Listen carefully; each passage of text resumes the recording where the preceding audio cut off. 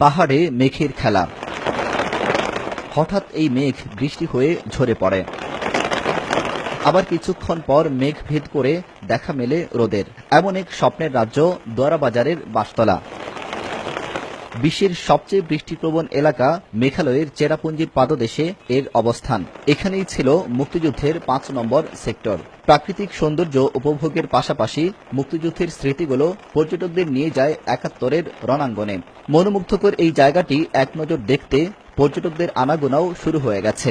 হাওরের বন্ধুর পথ পাড়ি দিয়ে এখানে যারা আসছেন তারা মিশে যাচ্ছেন প্রকৃতির সাথে।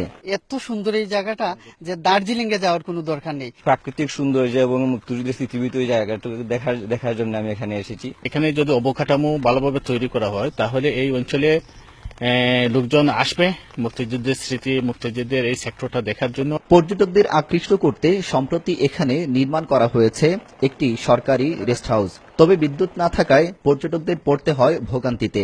নেই পানি ও খাবারের ব্যবস্থাও। আমি অন্য জায়গা থেকে পানি আনি না, পর্যটকদেরকে দিয়ে রাখি। থাকা খাওয়ার কোনো ব্যবস্থা নাই। আমাদের পার্শ্ববর্তী অথবা আমার বাড়ি থেকে রান্না বান্না করে না ওনাদেরকে দিতে হয়। ছাতক থেকে বাংলা বাজার হয়ে হকনগর পর্যন্ত রাস্তার অবস্থা খুবই করুণ।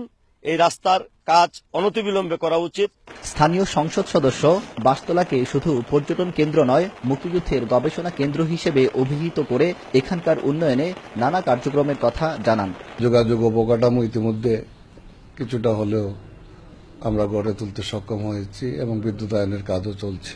মুক্তিযোদ্ধাদের জন্য রেস্ট হাউস তৈরি করেছি, যেহেতু একবারে বর্ডার বেল্টে, সেই জন্য বিজিবির বিওপি ক্যাম্প যেটা, ওইটাও এখানে স্থানান্তর করা হয়েছে। আর পাহাড়ে গারো সম্প্রদায়ের আবাসস্থল জুমগাঁওয়ের সৌন্দর্য পর্যটকদের মুগ্ধ করে অন্যভাবে। প্রকৃতি তার আপন মহিমায় সাজিয়ে রেখেছে দোয়ারাবাজারের এই বাঁশতলাকে। স্থানীয়রা বলছেন, এখানকার অবকাঠামোর উন্নয়ন করলে প্রাকৃতিক নৈসর্গ দেখার পাশাপাশি মুক্তিযুদ্ধের আসল ইতিহাস জানতে পর্যটকদের ঢল নামবে। আব্দুল আহাদ, সময় সংবাদ, দোয়ারাবাজার, সুনামগঞ্জ।